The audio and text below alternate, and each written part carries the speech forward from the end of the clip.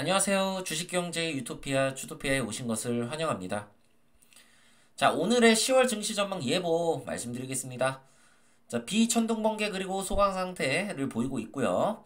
자, 한국 증시가 이제 앞으로 뭐 한두 차례 뭐 비가 내리고 천둥번개가 칠 수 있습니다. 만약 태풍이 상륙한다면 강한 비와 함께 돌풍도 일어날 수 있습니다. 기상이변으로 당분간 맑은 하늘을 구경하지 못할 수 있음을 여러분은 유의를 하셔야 됩니다. 자, 오늘 영상은 삼성전자 뉴스와 나스닥 차트 분석을 통해 주식시장을 전망하도록 할 거고요. 또 이제 중동 지방의 지금 중동의 정세에 대해서도 제가 이야기를 하는 그런 영상입니다. 구독과 좋아요, 알림 설정 부탁드리고요. 자, 일단은 뉴스 보면서 이야기를 하도록 하죠. 자, 한숨 돌린 K반도체. 아이고, 잠깐만요. 미국 삼성 SK 중국 공장에 허가 없이 장비 공급한다. 이게 여러분 엄청난 호재예요. 그죠? 만약에 지금 상황이 좋았다면 저는 야, 이거 진짜 장난 아니다 하고 여러분들한테 말씀드렸을 거예요. 야, 대박이다. 근데 지금 이거를 여러분 호재로 받아들일 수가 없어요. 지금 이 기사를 보고 제가 오늘 이 영상을 이제 찍는 거를 보고 저는 이제 논리적으로 분명히 여러분한테 말씀을 드릴 거예요. 자, 뭐 유튜버들이 상당히 많죠. 그리고 제가 그 유튜버들을 비난하는 건 아니에요. 근데 여러분들이 주목하셔야 될 거는 이 기사를 보고 여러분들에게 앞으로 증시가 지금 바닥권면에 왔고 야 지금 끝났다 이야기하시는 분들 있죠. 진짜 하수라고 생각하셔도 됩니다. 예. 왜? 나는 지금 이거를 지금 바닥이라고 논하고 이 기사를 보고 호재니까 앞으로 한국 증시는 좋아질 거다 라고 얘기하시는 분들은 진짜 문제가 심각하다고 생각해요. 여러분들이 걸르셔야 될 유튜버가 어떤 유튜버냐면 이제 대상같이 무조건 하락을 외치는 사람과 반대로 무조건 상승을 외치는 사람, 이거 조심해야 돼요. 여러분들은 이걸 구분하셔야 돼. 자, 그 사람이 여러분들께 뭔가 논리적으로 얘기를 하는 것 같아. 그러면 그럴싸해. 그럴싸한 거를 조심해야 돼, 여러분. 그럴싸하면 안 되고 여러분들한테 뭔가 이해를 시켜줘야 돼요. 예를 들어서 차트, 경제, 뭔가 둘 중 하나는 여러분들한테 이해를 시켜줄 수 있는 사람이어야 돼요. 최소한은 지금 돌아가는 상황에 대해서. 아니면 리스크 관리. 최소한 이거에 대해서는 뭐라도 여러분들한테 논리적으로 이렇게 얘기를 해줄 수 있는 사람한테 여러분은 인사이트를 얻으셔야 됩니다. 그렇기 때문에 여러분들은 차트 공부를 하시거나 경제 공부를 어느 정도, 이거는 이제 집착을 하면 안 돼요. 하시거나 아니면 투자 경력이 오래돼야 돼. 왜? 내가 많이 당해봤거든. 그러니까 내가 하는 이야기를 듣다 보면 야, 나도 이랬었는데 하면서 공감 가는 부분도 있고 그렇다고. 그래서 오늘 제가 이 얘기를 하는 데 있어서 뭐 제 증시 전망을 꾸준히 보지 않으셨던 분들은 분명히 새로 와서 야 이거 개소리 하네 이렇게 생각할 수 있는데 그렇게 받아들이지 말고 내가 뒤에 무슨 얘기들을 하는지 그런 것들을 보면서 여러분들이 지금 시황이 만만치 않은 시황임을 꼭 경각심을 가지셔야 됩니다. 아시겠죠? 자, 이게 여러분 반도체 입장에서는 이제 더 이상 리스크가 없어진 거예요. 그러면 이제 리스크가 없어졌으니까 악재가 해소됐으니까 증시가 갈 거다. 이게 호재다. 이렇게 생각하면 안 되는 게 우리가 앞선 지금 뒤에 제가 말씀드릴 악재들이 너무나도 강력하기 때문에 그거를 여러분들이 집중하셔야 되는 거예요. 자, 빈살만 사우디 왕세자 팔레스타인 지지선언. 자, 이거 제가 얼마 전에 언급을 드렸습니다. 왜? 나 사우디 어떻게 될지 몰라. 나 이거 근데 중요하다고 말씀드렸어요. 얘네가 어디 편이 서는지. 예. 왜? 자, 사우디가 증산을 하기로 했습니다. 여러분, 증산. 근데 갑자기 증산을 하기로 이야기가 나온 이유가 뭐예요? 미국하고 딜하려고. 딜. 자, 미국아, 야, 우리 이스라엘하고 친하게 지낼게. 대신에 거기다 플러스 증산까지 준다? 야, 개꿀이지? 게이득? 야, 우리 방위, 우리 국방 능력, 이거 신경 써줘. 우리 무기 좀 줘. 아니면 우리 좀 지켜줘. 방위협정 맺자. 했습니다. 근데 이게 무산이 됐어요. 이게 무산이 되면서 사우디는 어떤 리스크가 생겼어요? 자, 이제 푸틴한테 할 말이 없는 거야. 아, 푸틴, 저기, 형님. 이제 가서 이제 사과해야 돼. 아, 형님, 제가 진짜 잘못했습니다. 무릎 꿇어야 돼. 아, 지금 제가 진짜 잘못했고요. 제가 잠깐 정신이 나갔던 것 같아요. 예, 아이, 정말로 제가 지병을 앓고 있어가지고요. 제가 조금 정신이 오락가락합니다. 형님, 우리 다시 함께 국제유가를 끌어올려 보죠. 이 카드밖에 없는 겁니다. 왜 미국과의 카드가 이미 쓸 수가 없는 카드이기 때문에. 그리고 빈살만 같은 경우는 팔레스타인 지지해야지 지금. 야, 이스라엘하고는 지금 아예 그 종교 자체가 지금 다른데 여기서 만약 이스라엘 지지하면 여러분 사우디 진짜 큰일 나요. 적어도 팔레스타인을 지지하면 이란한테 공격당할 일은 없다고. 전쟁 나요. 여기서 사우디가 이스라엘한테 지지한다고 하면. 그래서 여기서 어떤 결정을 내릴지 이게 굉장히 궁금했는데 결국에는 팔레스타인 지지를 하면서 사우디는 이제 증산을 할 필요가 없어.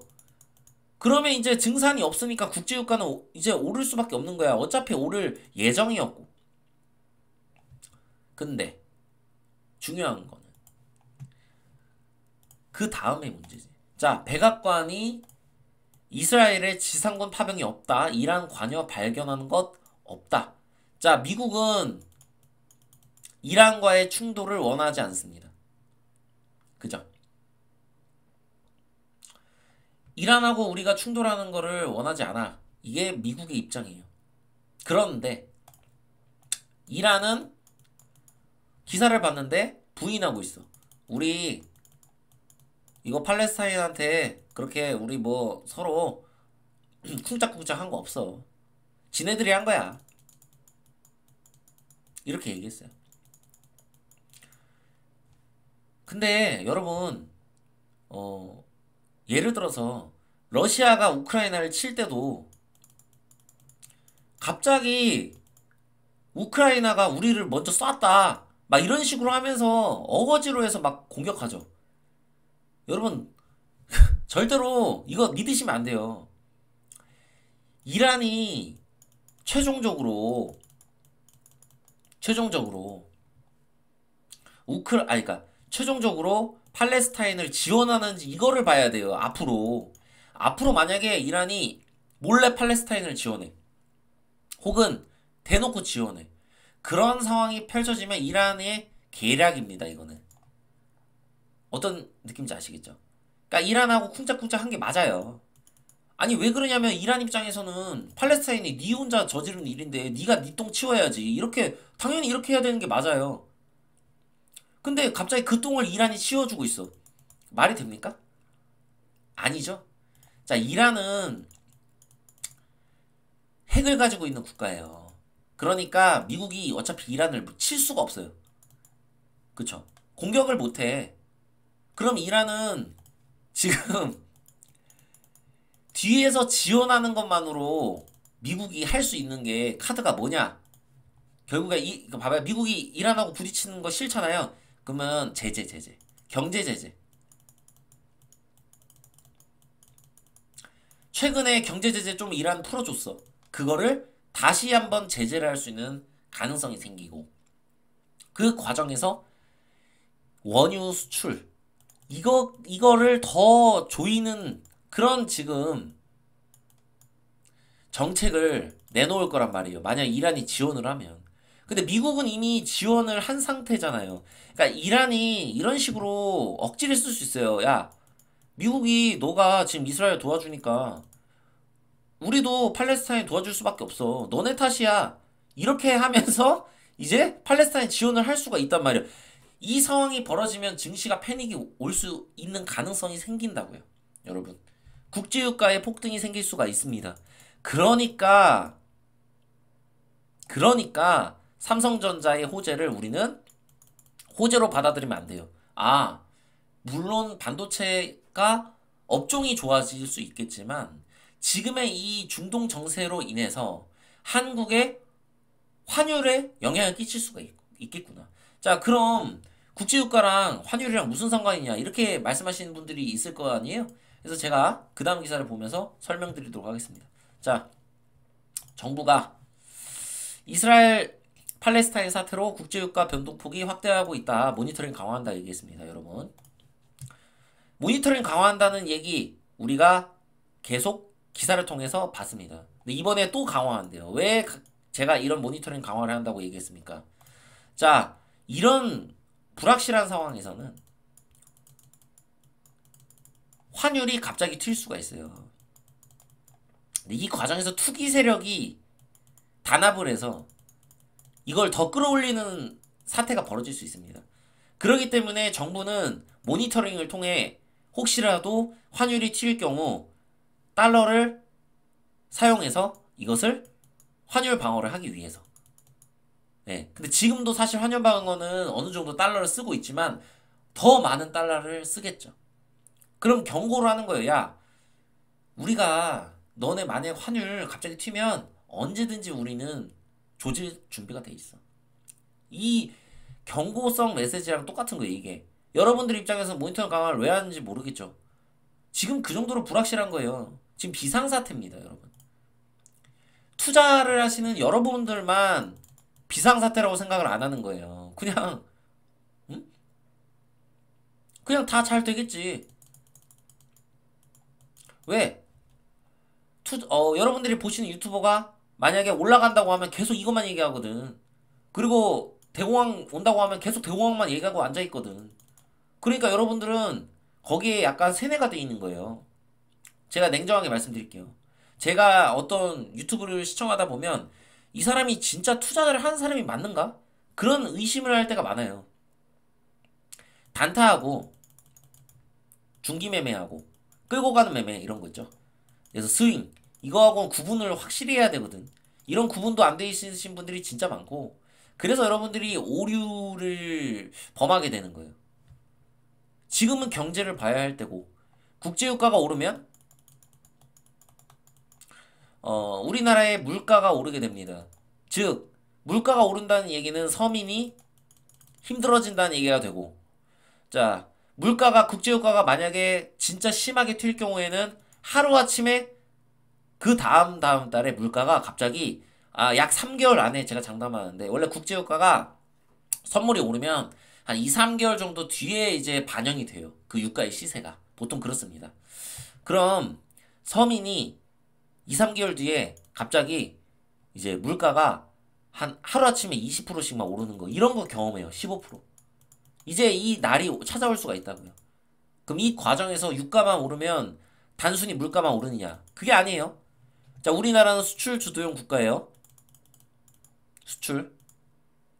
그러니까 수출하는 과정에서 우리가 완제품을 만들 때 수입을 하는 게 있다고 원자재가. 그 원자재 가격이 오르게 됩니다. 국제유가의 상승으로 인해서. 그런데 국제유가의 상승은 결국에 한국의 환율의 상승에도 영향을 끼칩니다. 왜? 외국인 입장에서는 야 이렇게 되면 야, 한국이 경제회복이 진짜 느려지는 거 아니야? 야 이거 반도체도 이거 이렇게 되면 갑자기 전망이 안 좋아질 수도 있어. 혹시 반도체의 수요가 줄 수도 있어. 국제 경제가 갑자기 급격하게 침체를 이렇게 맞이하면서 왜 국제유가가 오르면 소비가 줄을 수가 있습니다. 이런 상황들을 우리가 고려했을 때 외국인은 기축통화국이 아닌 한국을 투자의 대상으로 삼을 이유가 없고요. 여기서 물음표를 던질 가능성이 높습니다. 그럼 지금의 이 삼성전자의 호재를 이용해서 외국인이 일부 물량을 정리할 수도 있다라고 여러분들은 이렇게 생각하셔야 돼요. 앞으로 한국 경제가 굉장히 나빠지고 수출 상황도 나빠지고 또 우리가 무역 적자로 돌아서면 환율이 또 유출이 돼. 무역 적자로 돌아서면서. 자, 한국은 수출로 먹고 사는 나라니 관광도 제대로 돼 있지 않으니까 관광으로 어떻게 달러를 유입할 수도 없어. 그러면 우리는 외환 보유고가 줄어들게 됩니다. 결과적으로. 여러분은 이 외환 보유고가 줄어드는 것을 확인을 해야 돼요. 자, 한국의 외환 보유고 여러분들이 생각했을 때는 현찰로 갖고 있을 거라고 생각합니다. 예, 보통 사람들은 외환 보유고다 하면 야, 달러를 4천억 달러를 갖고 있어요. 야, 어마어마하네 이렇게 생각하잖아요. 이거는 지금 다 쓸 수 있는 돈이 아니에요. 이 중에 일부는 미 국채를 가지고 있을 수도 있습니다. 이 비율이 지금 어떻게 되는지는 전 잘 몰라요. 혹시 이런 외환보유고의 비율을 뭐 이렇게 볼 수 있는 그런 게 있으면 저한테 좀 조언을 해주세요. 저는 잘 모르겠거든요. 이것까지는. 어쨌든 중요한 건 외환보유고가 한국이 비중이 어떻게 갖고 있는지 몰라. 중요한 거는 달러를 일부만 지금 쓸 수 있는 돈만 제외하고는 다 자산으로 가지고 있단 말이에요. 뭐 회사채도 될 수 있고요. 예? 이 외환보유고 가지고. 그렇기 때문에 지금 쓸 수 있는 달러가 얼마인지 우리가 모르는 상태에서 대형 악재가 터진다. 지금 이미 터질 수 있는 그 가능성이 생겼잖아요. 그럼 우리는 환율을 방어하는 걸 지켜봐야 돼요. 환율 방어. 환율 방어. 그래서 이게 지금 모니터링을 강화하고 정부가 굉장히 신경을 쓰고 있는 겁니다. 이런 기사를 여러분들이 보셔야 돼. 삼성전자 기사가 아니라 여러분들은. 예, 근데 엉뚱한 것들을 보고 있는 거죠.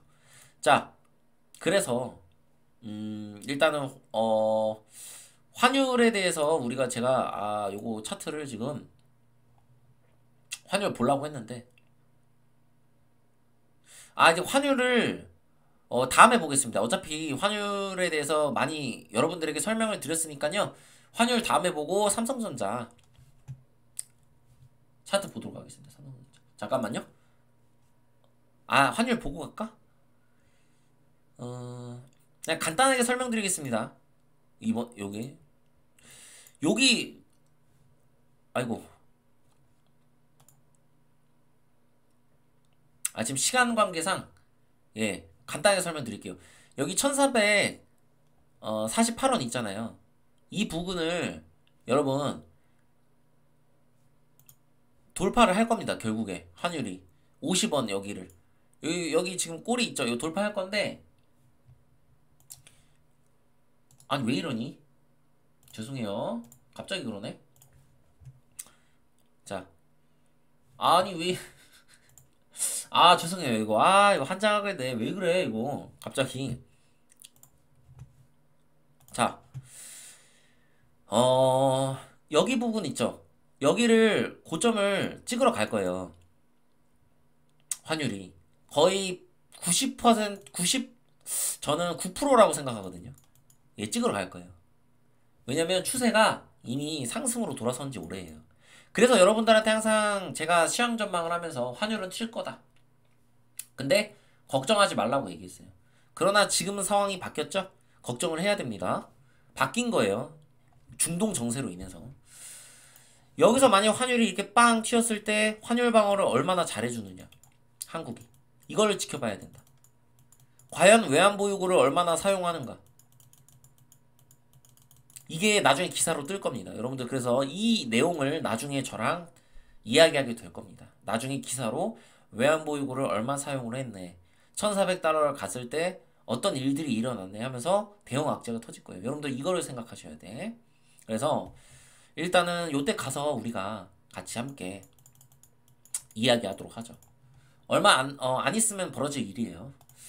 자, 그럼 일단은 외환보유고는 어떻게 되는지 그건 이제 나중에 보고 차트 봐야죠. 차트. 자, 삼성전자 차트 이제 차트 보고 얘기할 거예요. 제가 경제에 대한 이야기는 여러분들에게 충분히 드렸습니다. 그러면 우리가 차트에 대해서 좀 이야기를 하자면 현재 상황이 어떻죠? 역배열인 상황입니다. 이 상황에서 삼성전자가 지금 쌍바닥을 지지하고 있어요. 그런데 쌍바닥을 지지하고는 있지만 아직 11선조차 돌파하지 못한 상황입니다. 이런 상황에서 바닥을 논하는 사람들의 특징이 뭐냐? 그러니까 이런 거 캔들 보고 하는 거예요. 자, 이런 거 어떻게 분석해야 될지도 몰라.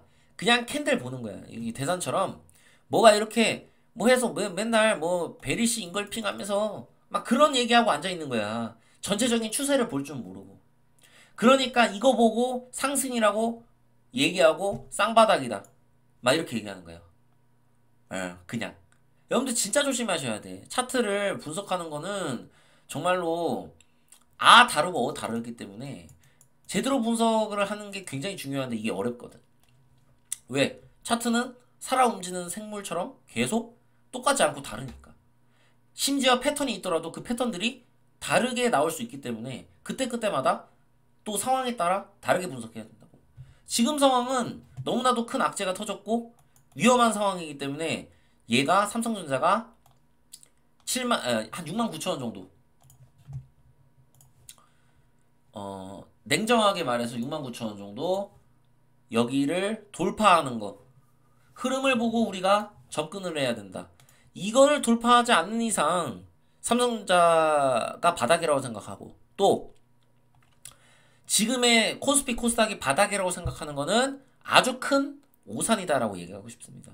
삼성전자가 여기를 돌파할 때쯤이면 중동 문제가 어느 정도 해결이 됐다는 얘기예요. 그러면 우리가 중동 문제가 어느 정도 해결되고 그 다음에 접근해도 늦지 않는다는 거죠. 왜? 지금 이게 비싼 가격이 아니잖아요. 만약에 우리가 지금 상황이 다 해결되고 나중에 삼천전자래. 나중에 10만전자 간다고 예상을 했을 때 지금 이 구간이 비싼 구간인가요? 아니거든. 조금만 지켜보면 되는 건데 그 조금을 못 참아서 여기서 지금 확신을 하고 매수를 한다. 여러분들이 여기서 매수를 할 때 여기에서 지금 들어온 외국인이 물량을 일부를 정리할 수 있다라는 그 가능성도 우리가 생각해야 돼요. 그래서 삼성전자는 우리가 정말 냉정하게 제가 63,000원을 이탈하면 안 된다고 여러분들한테 말씀드렸잖아요. 이거 지켜봐야 돼.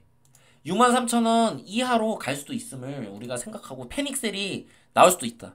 이거는 진짜 패닉셀이 어디까지 나올지 국제 정세에 따라 다르기 때문에 지금 시장을 접근하는 거는 미친 짓이다. 미친 짓이다라고까지 제가 얘기할게요. 예, 제가 시황을 볼 때 10월에 절대 이거 돌파 못할 것까지, 그러니까 절대 돌파를 못할 것이다라고까지 강력하게 얘기를 했습니다. 그게 유가 상승 문제가 이 중동 문제가 터지기 이전에 벌써 저는 전망을 했어요. 그런데 그 전망을 했는데 괜찮다고 얘기했죠, 나. 근데 중동 문제가 터졌으니까 이건 안 괜찮은 거예요. 여러분들 주식을 하실 때 항상 유연함을 가지셔야 돼. 내가 업종이 좋아.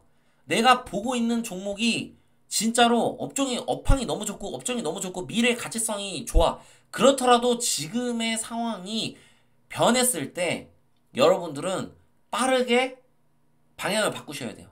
그렇게 유연함을 가지지 않으면 여러분들이 자꾸 합리화를 하게 되고 그리고 뇌동매매를 하게 돼요. 뇌동매매.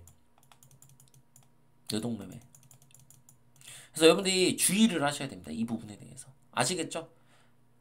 국내 증시는 미국 증시보다 훨씬 취약할 수 있어요. 환율 문제 때문에. 외국인의 자본 이탈이 일어나면 안 됩니다. 요거를 여러분들이 앞으로 키워드로 생각하고 이 지금 조정이 굉장히 길어질 수 있음을, 그리고 조정이 아니라 혹시라도 위기로 올 수 있는 가능성도 우리가 열어두고 증시를 바라봐야 된다. 이렇게 저는 말씀드리고 싶습니다. 자, 삼성전자 이야기를 했는데 우리가 한번 한미반도체 이야기를 해보죠. 자, 한미반도체 지금 눌림목인 상황입니다. 우리가 차트만 봤을 때 우리가 시황을 보지 않고 그리고 국제정세나 어떤 그런 것을 읽지 못한 상태에서 주식을 하면 어떤 결과가 나올 수 있는지 한미반도체를 통해 제가 말씀드리겠습니다. 아직 미래가 나오지 않았어요. 근데도 저는 하겠습니다. 왜? 내가 틀릴 수도 있지만 리스크를 줄여 나가는 게 결국에 투자의 핵심이기 때문에 저는 과감하게 말씀드리겠습니다. 자, 60일선을 지지하고 눌림목입니다. 자, 투자자들 입장에서는 야, 이거 한미반도체 증시가 이렇게 밀렸는데도 강하네. 그러니까 61선을 지지할 것이야. 눌림목이야. 라고 생각할 수 있습니다. 그런데 이게 오판인 이유는 제가 앞서 말씀드린 부분들을 제대로 인지하지 못했기 때문이에요. 즉, 시장을 읽지 못했기 때문에, 시황을 읽지 못했기 때문에 벌어진 일입니다. 여기서 사는 거는. 이게 엄청난 악수예요. 차트로만 보면 당연히 이게 갈 수 있겠지. 응? 그치만 우리가 종목보다 크게 봐야 될 게 뭐예요? 시황.